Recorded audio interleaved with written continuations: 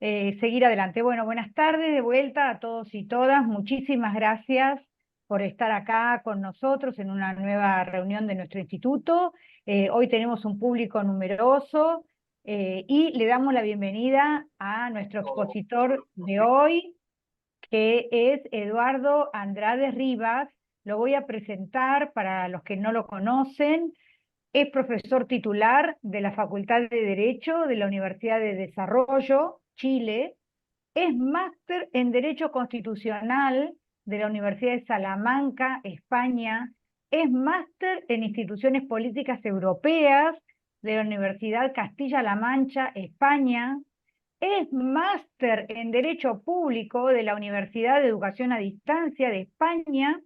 Es máster en Humanidades, Convención en Historia Clásica de la Universidad del Desarrollo, Chile, y es doctor en Historia del Derecho por la Universidad de Educación a Distancia de España. Es decir, es el sumum de los máster. Nunca vi una persona que acumule, que haga acumulación de tantos títulos académicos, así que es un gusto para nosotros tenerte, Eduardo, tenerte acá en el instituto, y ya te paso el uso de la palabra antes que pasemos a mayores. Adelante.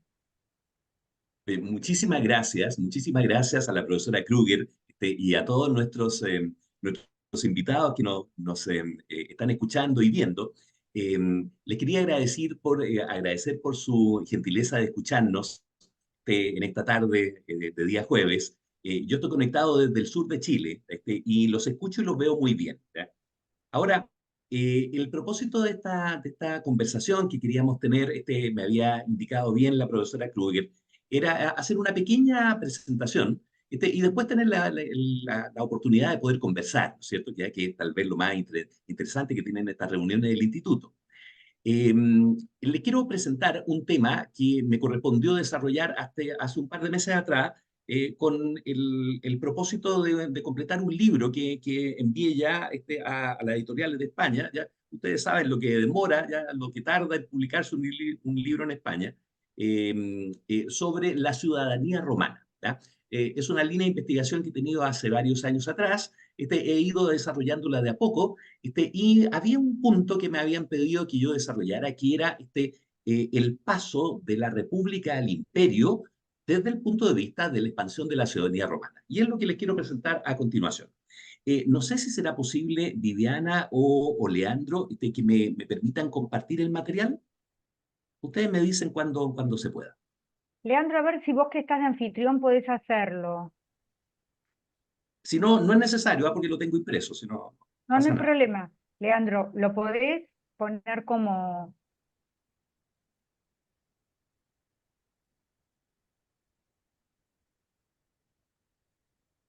Ahí puede compartir. Cuando termine de compartir, me pasa otra vez el anfitrión a mí.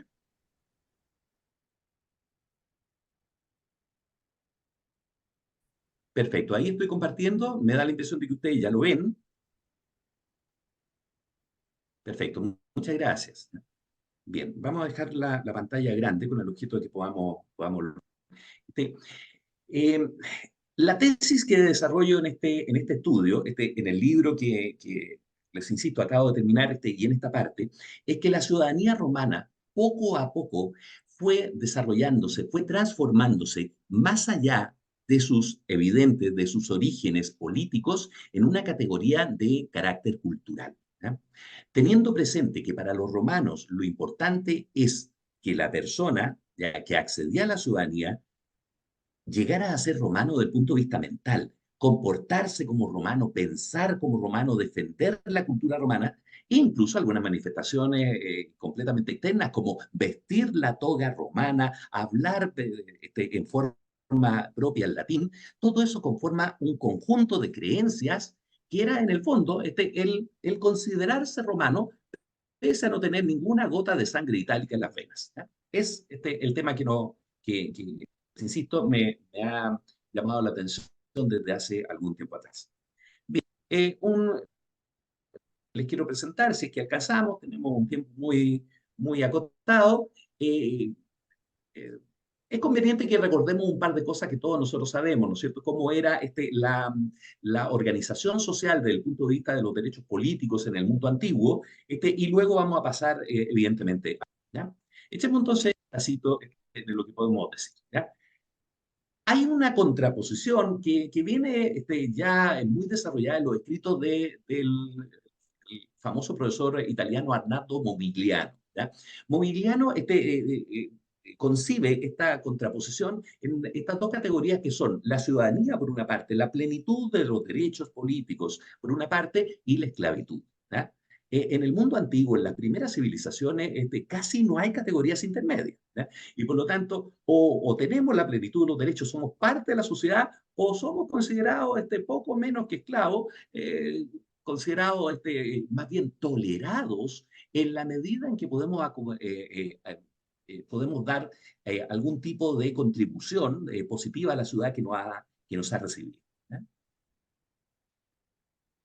Hay una notable excepción que fíjense que esto es interesante porque yo no conozco muchos estudios de nuestro medio al respecto. Sí, los alemanes tienen harta cosa, sobre todo a fines del siglo XIX. La notable excepción es Egipto. Egipto durante el Imperio Nuevo desarrolla toda una cultura respecto de la aceptación del extranjero que acepta la cultura y los valores cívicos egipcios. Y eso está simbolizado en esta famosa estela que se encontró en el norte, en la península del Sinaí, que es la estela de Tutmosis III, ¿ya? En donde se dice que el que entra en el reino de la doble tierra del Nilo se convierte en hijo del faraón, ¿ya? Teniendo presente, ya, insisto, que estamos hablando de una sociedad que es muy anterior a Roma e incluso a la Hélade, a Grecia, ¿ya?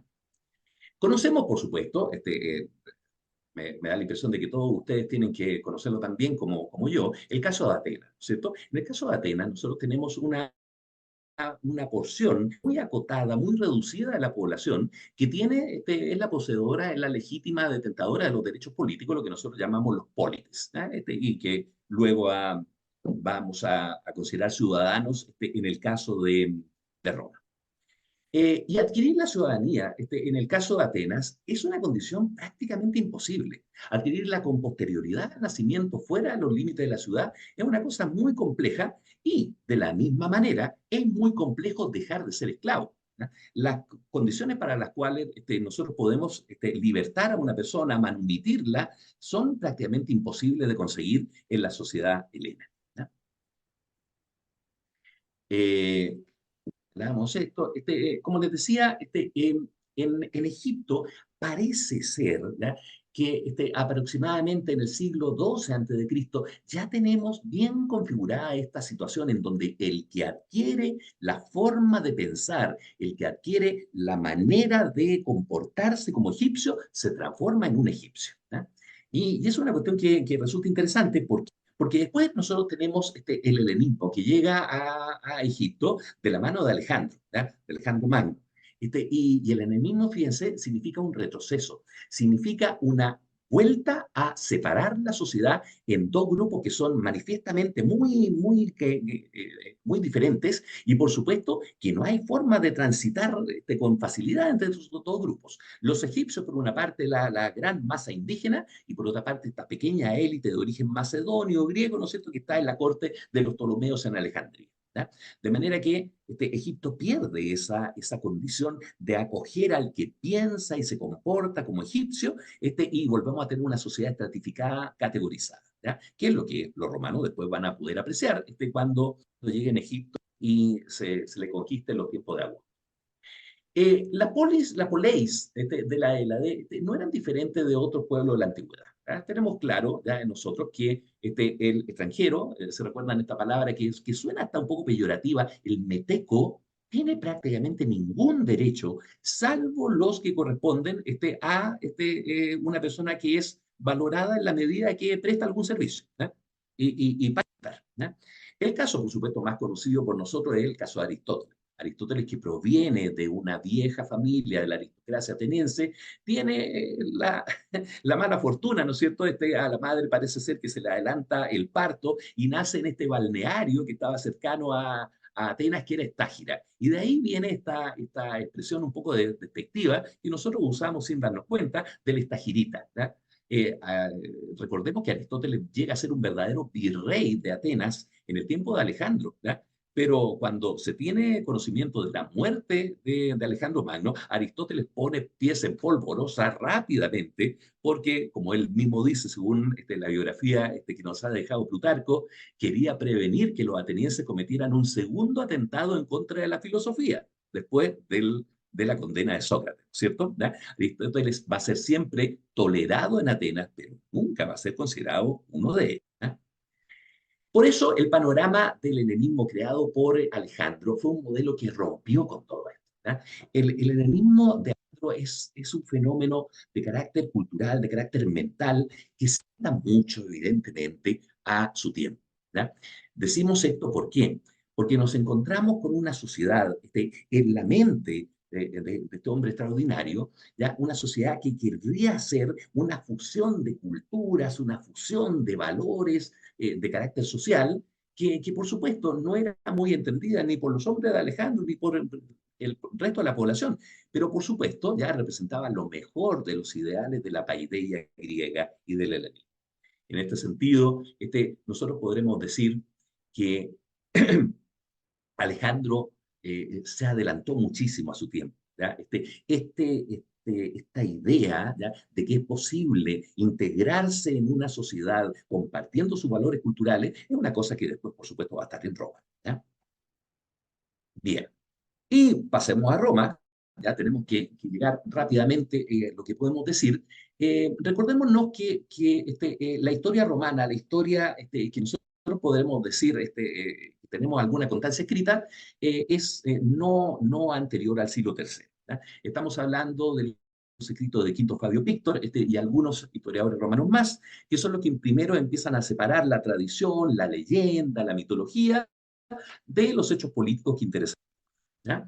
En este periodo, nosotros vamos a presenciar algunas singularidades que son cosas brutales, evidentemente brutales, pero que revestidas del valor de la leyenda, incluso de una serie de valores de carácter cívico, del heroísmo de la mujer, ¿ya?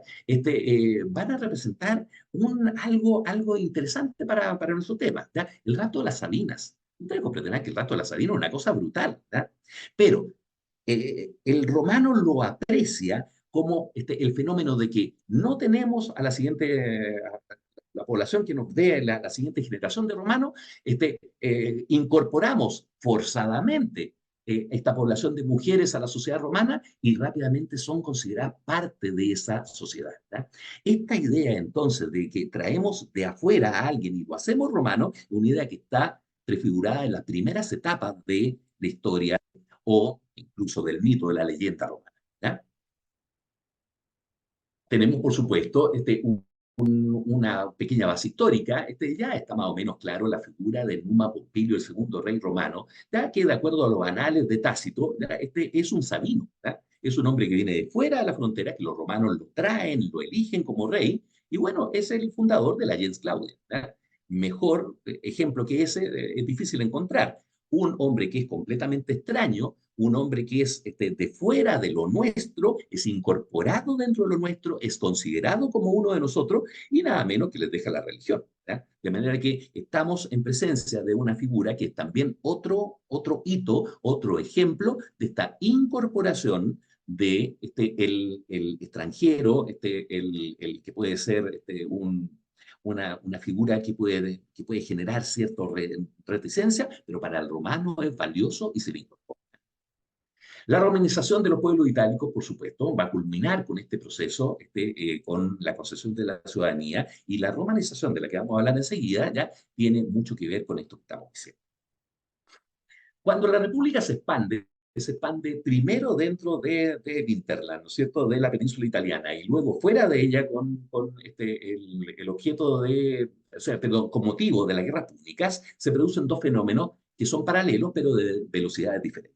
Esto ha sido muy estudiado en mi patria, en Chile, por un profesor que seguramente es muy conocido por ustedes, el profesor Alejandro Bancalari. ¿Ya? Bancalari ha desarrollado una serie de estudios sobre estos dos fenómenos que vamos a mencionar a continuación.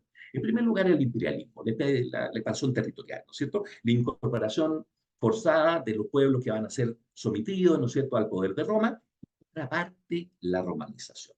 ¿Ya? Siguiendo las tesis de Momigliano, nosotros podemos decir que el imperialismo es rápido, es una cosa veloz, es una cosa victoriosa, pero el imperialismo evidentemente es efímero. ¿Ya? Mientras que la romanización es mucho más lenta, es un proceso que toma décadas, que toma siglos. En el caso, por supuesto, de la península ibérica, es claro que esto tomó muchos años, pero sus consecuencias son tremendamente permanentes.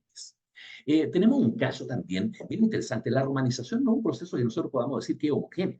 La romanización se da a distintas velocidades. Y hay un caso extraordinario que ha sido estudiado sobre todo en Italia en los últimos años, que es el caso de la Dacia, el caso de la conquista del emperador Trajano, Rumania, la actual Rumania.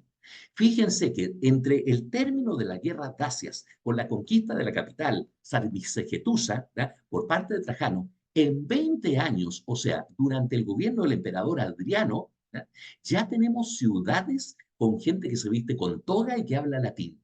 La Dacia era una sociedad de aldeas, era una sociedad de villorrios, no era una sociedad urbana, pero en solo 20 años el proceso de romanización fue tan intenso que produjo un pueblo romano en los confines de Europa Oriental. ¿Ya?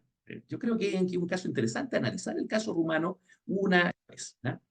En Italia, por supuesto, tenemos nosotros un caso que es tremendamente interesante y al que le quiero dedicar estos últimos minutos que tenemos, que es el caso de los aliados, los llamados soci. De ahí viene, por supuesto, esta expresión que es un poco equívoca en la traducción española, la guerra social. ¿Ya? La guerra social, la verdad, es que es guerra de los aliados. ¿Quiénes son los aliados? Los pueblos que sucesivamente empiezan a ser sometidos por Roma e incorporados a su cultura.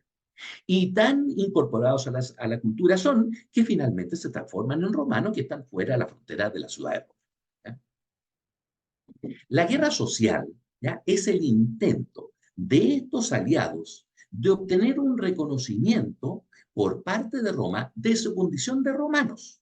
Ya ellos se consideraban romanos, ya vivían la cultura romana, por supuesto, todas las manifestaciones externas, como la lengua, como las costumbres sociales, pero ¿ya?, Roma, ¿ya?, desde el punto de vista de cómo funcionaba la República Romana, Roma se niega sucesivamente a estas demandas, a estas solicitudes de concesión de la ciudadanía.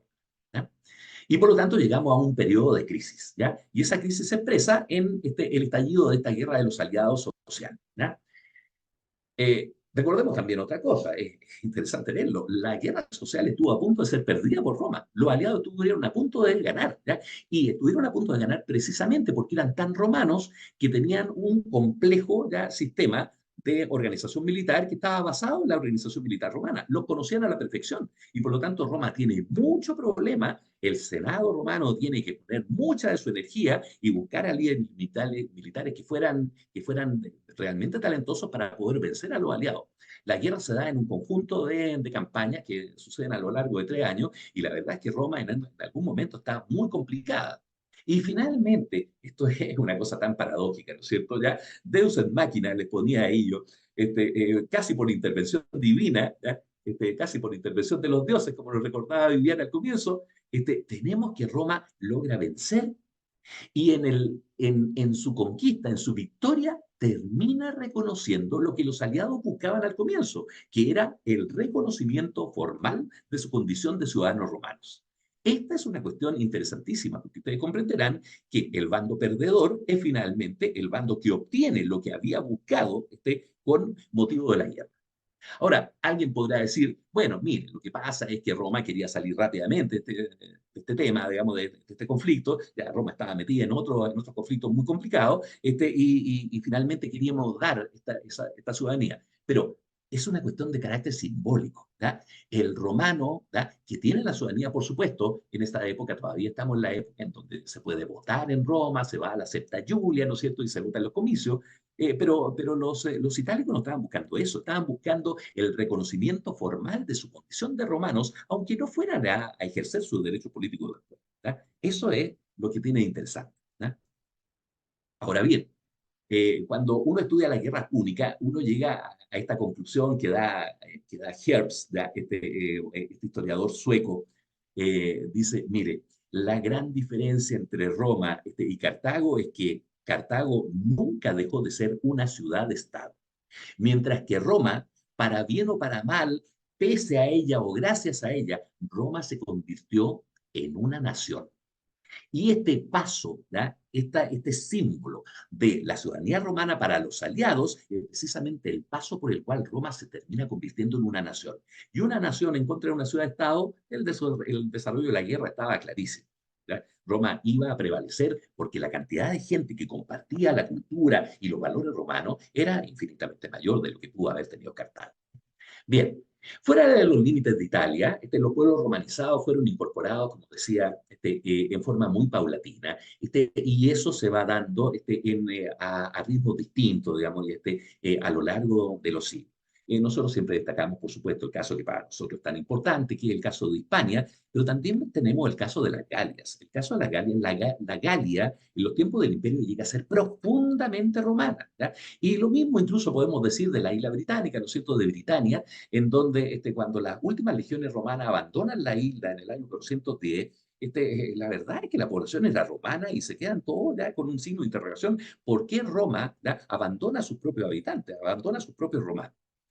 Bien, esta política de ampliación de la ciudadanía fue desarrollada y fue ampliada, fue utilizada como un factor de lucha política por el famoso Cayo Mario.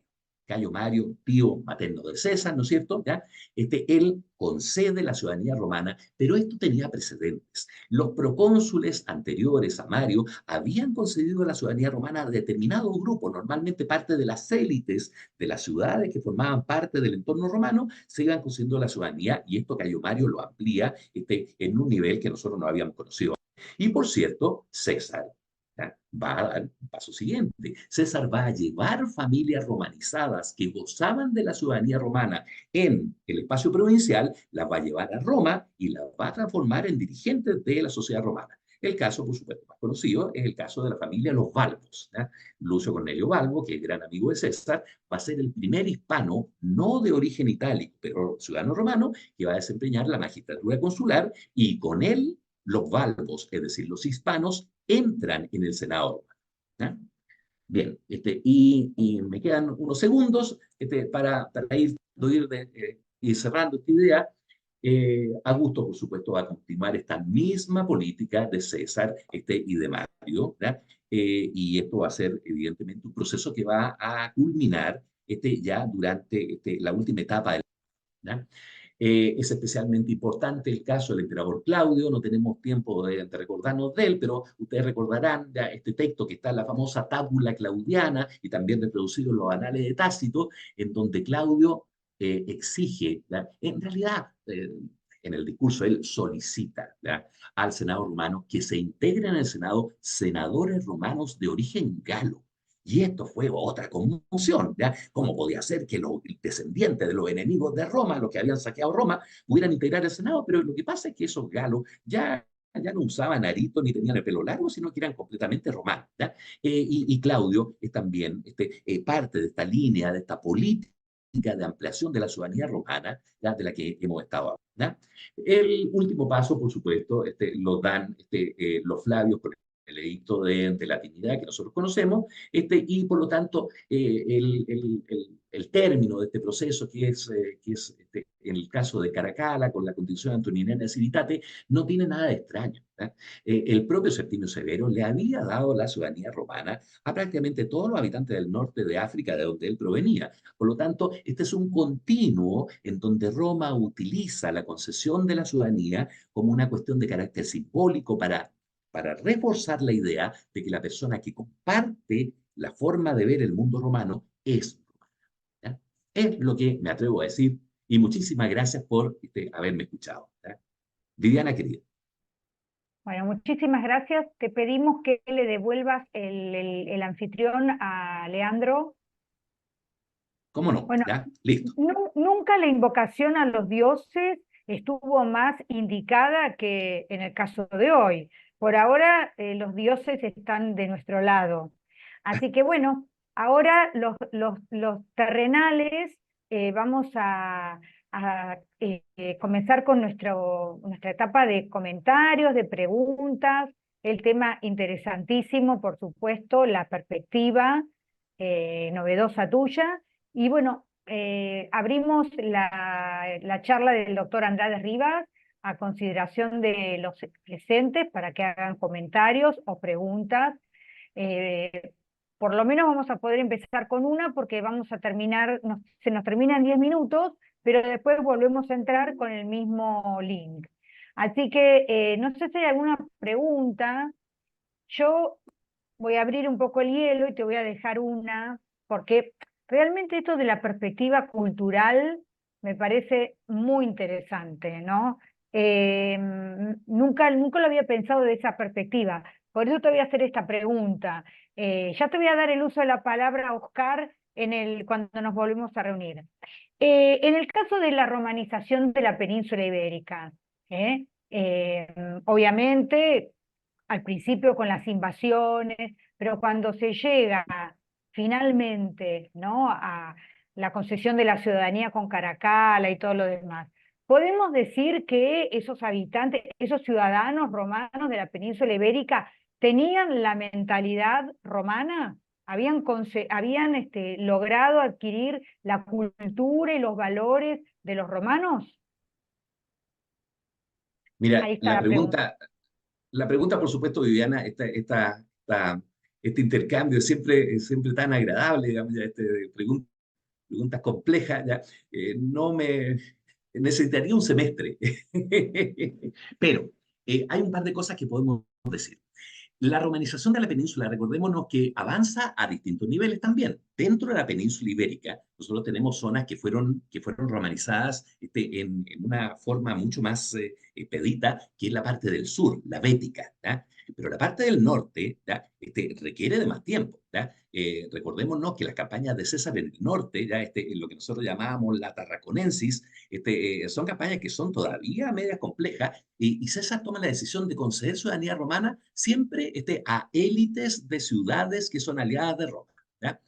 ¿Y por qué? Porque esas mentalidades, esa forma de ver el mundo romano ya se empezaba a sentir también en el norte de Iberia, no obstante que en el sur la cosa es mucho más clara. Los valvos proceden precisamente de la Bética, ¿ya? Y no tiene nada de extraño que luego los mal llamados antoninos, ¿no es cierto?, la familia de Trajano, de Adriano, que habían nacido cerca de Sevilla, ¿no es cierto? ¿Ya? Ellos van a ser un símbolo. ¿Por qué? Porque son una familia romana, pero que no es itálica. ¿Ya? Y cuando hay una cosa que es bien interesante que está en el panegírico de Trajano. Cuando Trajano entra en Roma, ¿ya? Lo hace Trajano, uno siempre piensa que es un general, ¿ya? Pero es un gran político. ¿Ya? Trajano baja del caballo, ¿ya? Toma la rienda de su caballo y entra por la vía sacra en Roma como un ciudadano más.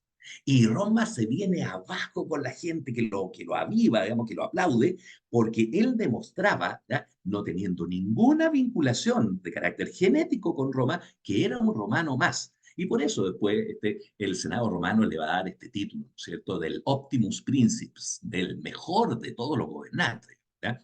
Por lo tanto, sí, la ciudadanía romana en la península ibérica, yo creo que es uno de los mejores ejemplos de ver cómo la cultura romana se afinca, la cultura romana se vuelve parte de la mentalidad. Y recordemos unas cosas, ¿ya? Se perdieron las lenguas vernáculas. ¿Ya? Hay lugares en la península ibérica donde la gente no habla nada más que latín, y latín capitolino, latín de lo más clásico que puede haber. ¿Ya? Lo mismo pasa en el norte de África. ¿Ya? ¿Se recuerdan cuando en la época de Agustín de Hipona aprende la retórica, primero que nada, en la escuela de latinistas, de retores de Cartago, de la Cartago romana, por supuesto? ¿Ya? en donde se hablaba un latín más fino, más culto que el latín de la época de Roma. ¿Ya? Así que yo diría que la clave es precisamente eso. Hay algunos símbolos, ¿ya? Por ejemplo, se recuerdan este servidor, algunos dicen esclavo, este servidor que les ponía la toga, les doblaba los pliegues de la toga para que quedara impecable, era un personaje que se llamaba el Vestiplicus.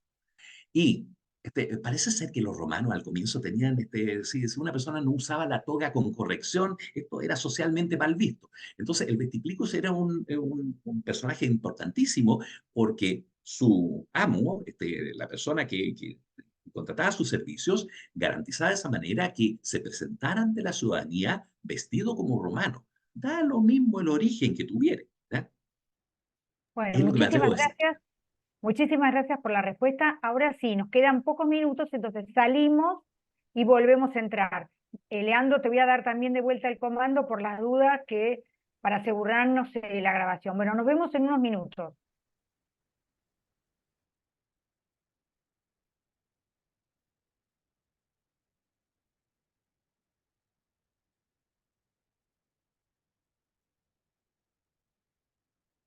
Del doctor Eduardo Andrade Rivas.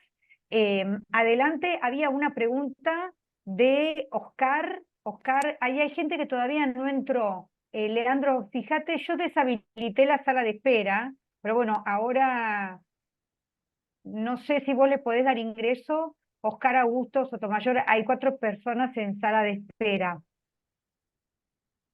No lo veo a Oscar todavía. No, Sigan tranquilos que yo me fijo cómo los hago entrar. les está dando ingreso Leandro.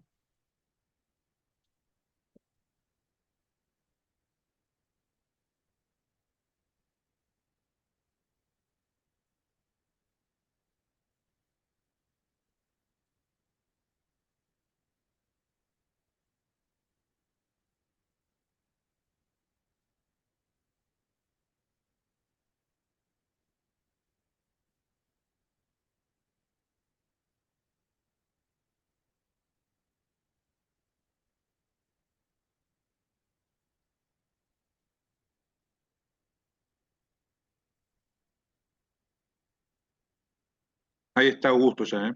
Que pregunten lo que. Sí, sí, sí, ahí te di de vuelta el comando. Así que vos ahora sos el anfitrión. Y yo estoy grabando, no sé si te permitía vos grabar. Así que, Oscar, adelante, por favor, presentate, decí tu nombre y apellido, de dónde sos, y así Gracias, te conocemos. Después le damos el uso de la palabra a Ana Brisa Oropesa. Hola, Ana. gracias. Mi nombre es Adelante. Óscar Augusto Sotomayor Uribe. Soy doctorante de la UBA, Derecho Constitucional. Soy abogado, varias especializaciones y maestría. Y bueno, estoy en Colombia en este momento.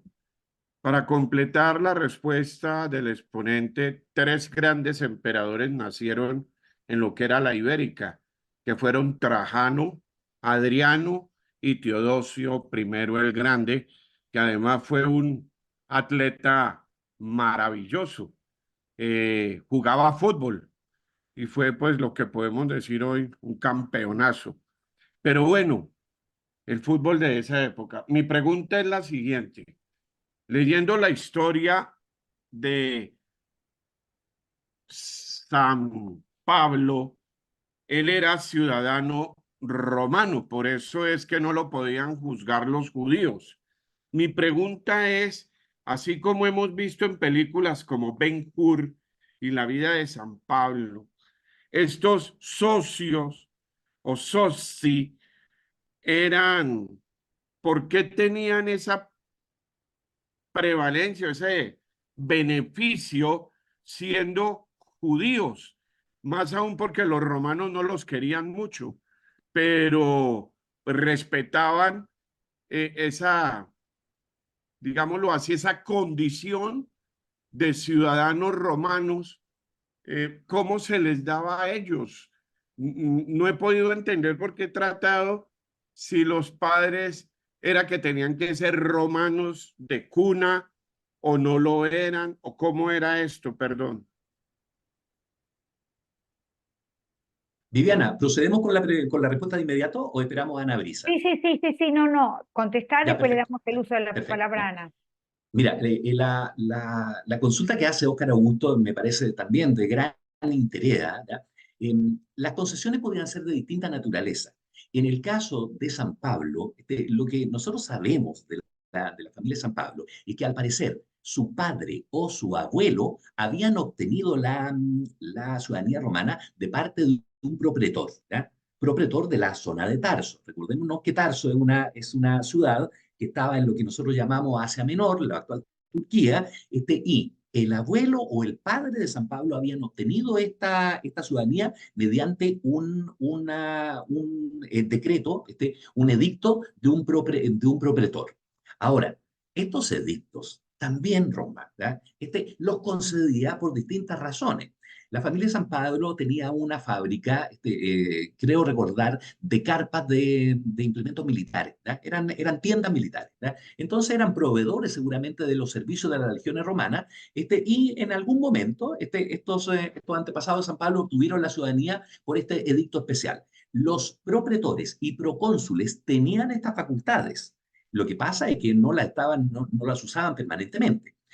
Y la ciudadanía que se concede es ciudadanía plena, de manera que cuando San Pablo está siendo juzgado en Jerusalén, ¿ya? San Pablo, que es un hombre que no solamente tiene la filosofía de los helenos, la religión judía, sino que tiene muy claros sus derechos como ciudadano romano, pronuncia la fórmula. La fórmula era precisa, ¿ya? Apelo al César. Esta fórmula se había modificado respecto a la República. La República se decía apelo al Senado de Roma, ¿ya? Y se produce una conmoción. El pretor que lo está juzgando el propretor, perdón, que lo está juzgando en Jerusalén, se complica la vida, digamos ya, revisa los antecedentes y ven efectivamente que tenía la ciudadanía plena. Y el pretor también tenía que pronunciar otra frase. Ante el César habéis apelado, ante el César compareceréis.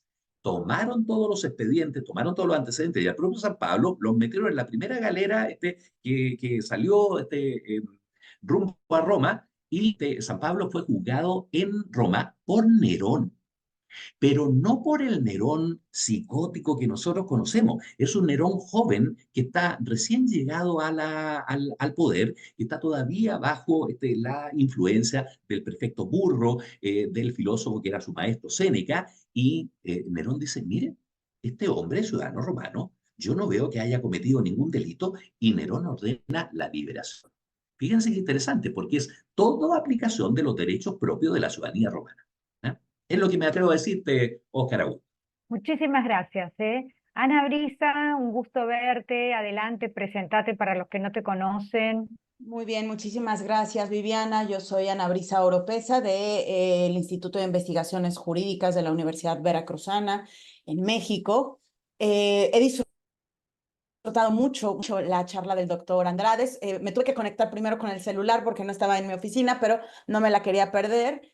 Son temas que me interesan particularmente y más bien quería hacer pues una suerte de contribución, si el doctor Andrades me lo permite, digamos, las relaciones que tienen que ver o que derivan del concepto de extranjero siempre se definen a partir del concepto de natural, de ciudadano, también tiene que ver con algo que Pietro Costa ha manejado pues muy bien, el concepto de inclusión y exclusión. Y digamos que el concepto republicano tiene una lógica de inclusión, en tanto que ya más adelante en la historia, cuando surgen las monarquías, hay un proceso de exclusión respecto de los súbditos. Entonces, digamos, la lógica romana, que ciertamente es la que más adelante se va a adoptar en la época moderna, tiene que ver, sí, con una serie de factores culturales, como bien lo señala el doctor Andrades, pero también con otros factores, como por ejemplo, y muy importante y fundamental, que es el pago de impuestos. Cuando convenía, pues entonces otorgábamos una serie de aceptaciones, las concesiones de ciudadanía, porque pues eso en más de una ocasión convino a los intereses de republicanos o más adelante monárquicos. Y cuando no, pues entonces se recordaba que había una serie de criterios asociados con suelo, con sangre, también ya son incluso prerromanos, son factores que preexistían a Roma, particularmente en la península ibérica, y bueno, pues eso se recordaba y se decía, usted no tiene estos derechos. ¿A qué voy? Que efectivamente estos factores culturales son fundamentales, pero de pronto hay algunos otros factores más prácticos, más mundanos, que también influyeron en las decisiones de otorgar o no la ciudadanía, o en su caso los conceptos de naturaleza que más adelante, mucho más adelante, van a derivar en los conceptos de nacionalidad. Y sin embargo, el concepto que siempre permanece, digamos, un poco más estable es el de extranjero, porque el extranjero siempre se definió en oposición a la ciudadanía o al natural o al nacional. Pero me ha gustado enormemente su charla, doctor, y le agradezco la oportunidad de poderlo escuchar y de dejarme hablar, claro. Muchísimas gracias a ti, Ana Brisa. Yo creo que has apuntado a un par de cosas que son, claro, yo tenía la oportunidad de, en los escasos minutos que tenía para desarrollarlo. El tema de la fiscalidad es un tema fascinante y yo me atrevería a decir que siempre tenemos que tenerlo presente. Recordémonos el caso de Caracas. Caracas es un caso de carácter epónimo, ¿no es cierto? Eh, los historiadores clásicos, ya respecto a los cuales Caracalla tiene muy mala, mala fama, ¿ya? Los historiadores clásicos nos dicen que el propósito de la concesión de la ciudadanía del año 212 era netamente fiscal. Netamente reclamar el aureum coronarium, ¿no es cierto?, que era el impuesto que había que pagar cuando el nuevo emperador subía al trono, y que el propósito de Caracalla no era más que ese. ¿Ya? Sin, sin dejar de que, insisto, los historiadores clásicos lo dicen en forma unánime, los historiadores modernos, a partir precisamente de los estudios del profesor Costa, sostienen que era posible otra interpretación. No se descarta la fiscalidad, ¿eh? Pero se dice, miren, estamos llegando a un periodo, a comienzos del siglo III, en donde ya prácticamente la ciudadanía romana, ¿ya?, es un fenómeno universal, de manera que Caracalla, no obstante que puede haber tenido un propósito de fiscalidad a su edicto, ¿ya?, está dando simplemente el último paso, está cerrando un proceso, ¿ya?, que venía de los siglos anteriores. ¿Ya? Así que fíjense qué interesante, los propios historiadores clásicos coincidían en que de repente la ciudadanía podía tener un propósito de fiscalidad, ¿verdad?, completamente, ¿verdad?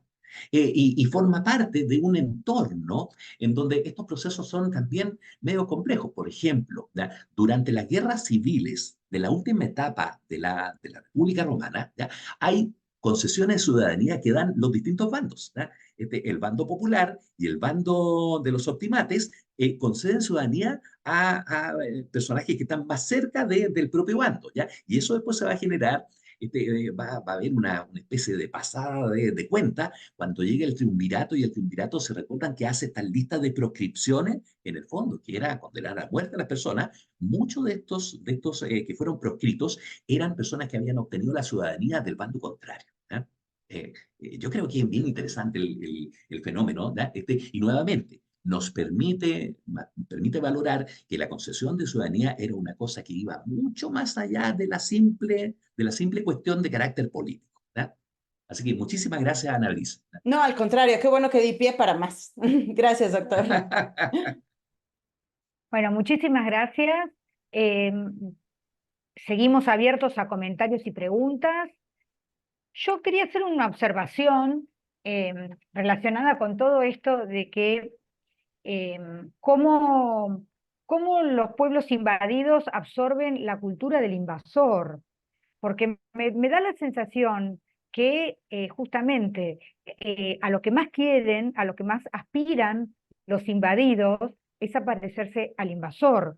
Entonces, lo mismo que sucedió en América con el tema de los indios, de las clases altas, que las mujeres indígenas que empezaron a querer parecerse a las mujeres españolas, a vestirse como ellas, a tener las costumbres de ellas, ¿no? O sea, como que no nos debería sorprender que los invadidos quieran parecerse a los invasores, ¿no? Por lo menos lo que yo he visto en los casos que que analicé.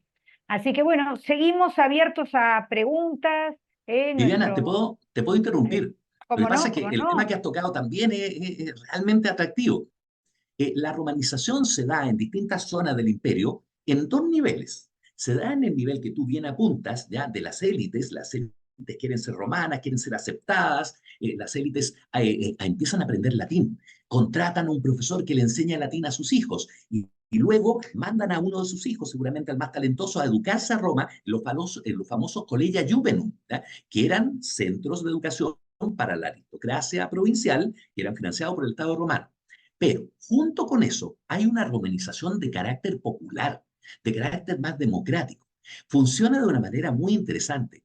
Funciona con el emérito de las legiones romanas, hombre del pueblo, que es autorizado después de que termina su servicio militar a permanecer en los territorios que han sido conquistados, se casa con una provincial y funda una familia romana, ¿ya? Al nivel del pueblo, ¿ya? Entonces, no solamente es un fenómeno de élite, sino que también es un fenómeno popular, ¿ya? Y Roma utiliza esa presencia de los eméritos, se recuerdan de la civitas emérita Augusta, ¿ya? Toda esta zona de lo que nosotros llamamos hoy día Extremadura de Mérida, ya en España, ¿ya? Es una zona que fue romanizada en virtud de esta presencia de los viejos legionarios romanos que fundan su familia, que crean una nueva gen romana en territorio provincial.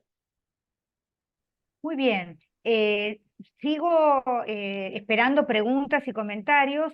Mientras tanto, te quería sugerir, si querés hacer algún comentario, Eduardo, sobre el tema del surgimiento en la península ibérica del derecho romano vulgar, al lado del derecho romano puro que se aplicaba en Roma.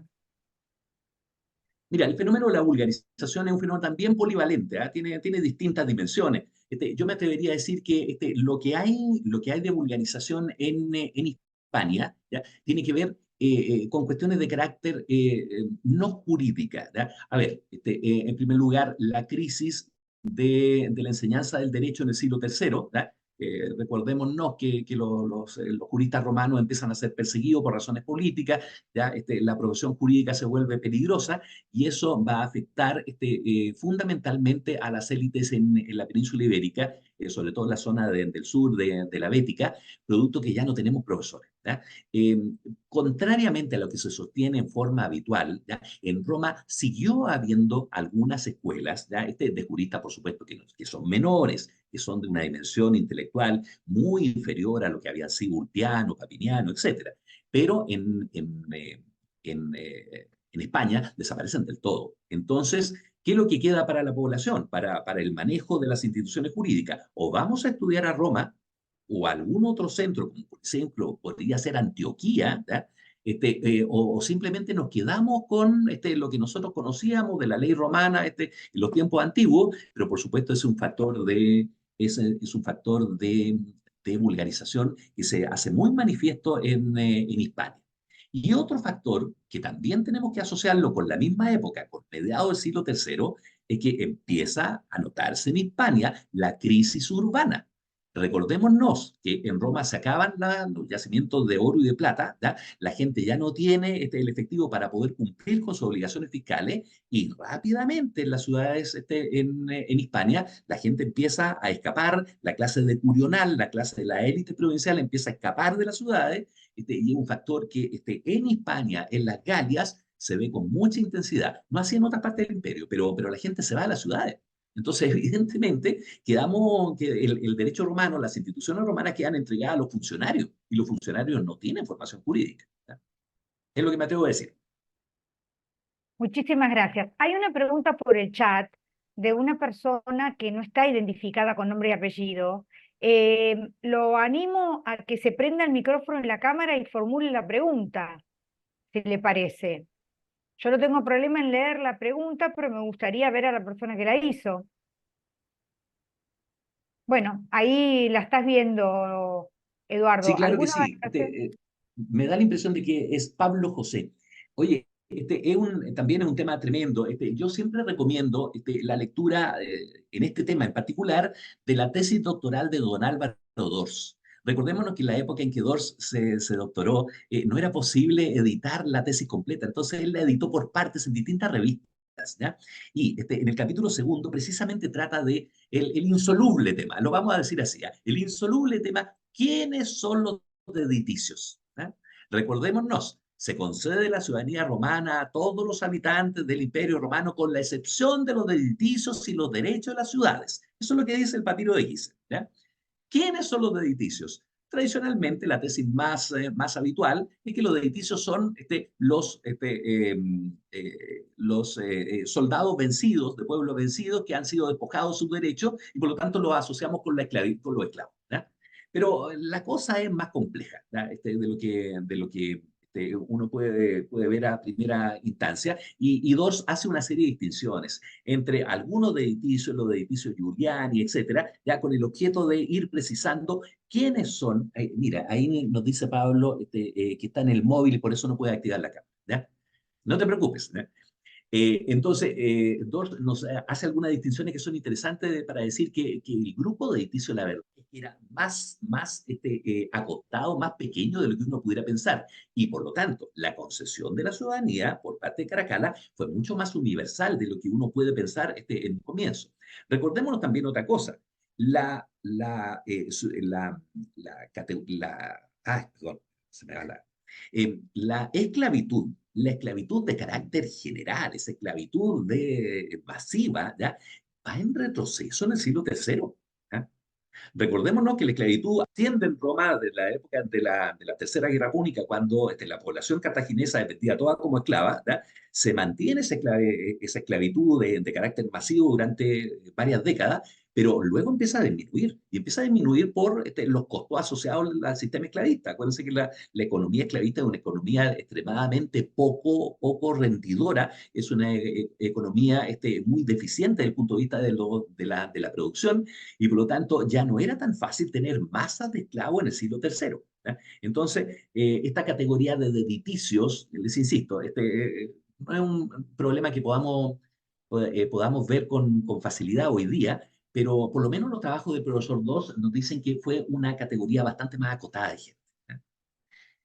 Eh, Sí, nos dice, sí, aquí hay una contribución en el chat, ¿ya? Nos están recordando, María Elizabeth nos está recordando precisamente que tenemos algunos testimonios epigráficos, ¿ah? Está, por supuesto, la Lexis Nitana, y también la Lex Alpensana, que tienen algunas diferencias, ¿ya? Recordémonos que estas leyes de latinidad concedían la latinidad y luego la ciudadanía. Acuérdense que bastaba que un miembro de la familia hubiese desempeñado una magistratura mayor o menor con el objeto de que después toda la familia se beneficiara con la aplicación de la ciudadanía romana. ¿Ya?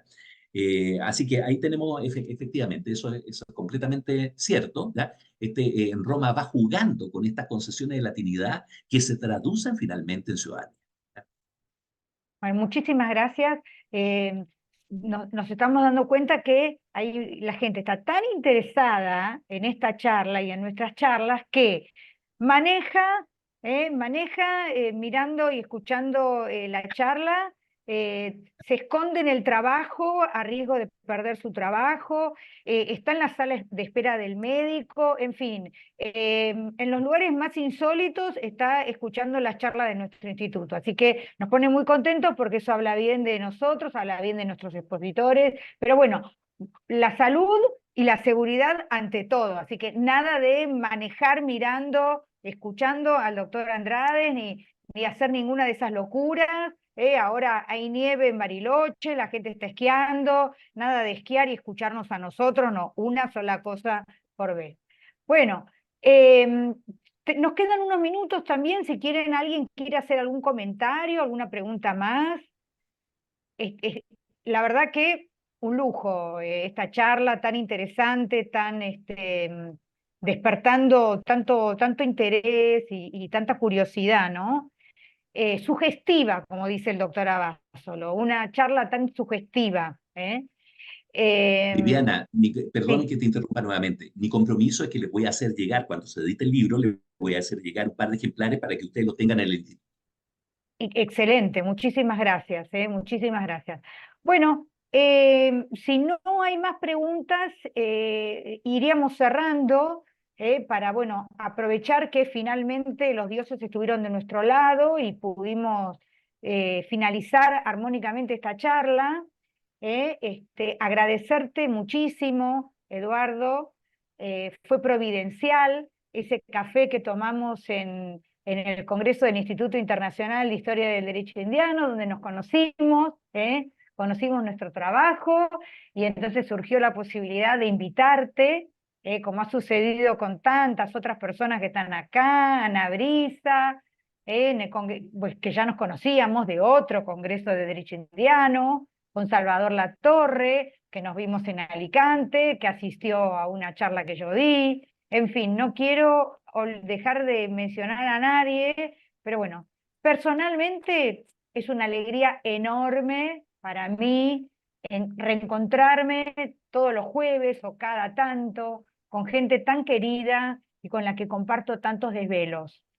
Así que por mi parte, agradecerte mucho, Eduardo. Ahora te voy a dar unos minutos para que te despidas y aprovecho para pasar el aviso de que la semana que viene vamos a contar con una expositora angloparlante que va a hablar sobre cuestiones de derecho procesal de litigio en el siglo XIII, y los que no manejan el inglés no se preocupen, porque ella va a hablar en inglés, pero va a pasar un PowerPoint en castellano. Y la va a presentar el doctor Agustín Parise, que es el que la convocó, y yo voy a estar de asistente y escuchando con mucho detenimiento. Ahí están pidiendo el enlace para comprar el libro en México, Eduardo. Muchísimas gracias, Viviana. La verdad es que para mí es un tremendo honor, ¿ya? Y no solamente por tener la alegría de verlo a todos, sino que yo felicito, yo celebro esta iniciativa que tienen ustedes del Instituto de Investigación de poder realizar estas reuniones. Yo de repente, por producto de que estamos un poco desalinados los horarios, no me puedo conectar a todas, pero uno realmente aprende y uno goza con las exposiciones de los profesores, así que les agradezco a ustedes realmente y los animo a mantener esta iniciativa. Esto tiene, imagínense, pues estamos conectados gente de distintos países, ¿ya? Considero que es un privilegio, digamos, ¿ya? Y muchísimas gracias nuevamente, Viviana, y al Instituto por tu intermedio, ya, de haberme dado la posibilidad de conversar. Muchas gracias. Bueno, gracias a todos. Nos vemos el jueves que viene. Buena semana. Muchas gracias. Gracias, Feliz muchas tarde. gracias, Viviana. Hasta luego. Chao, doctor. Hernán. Qué gusto. Chao.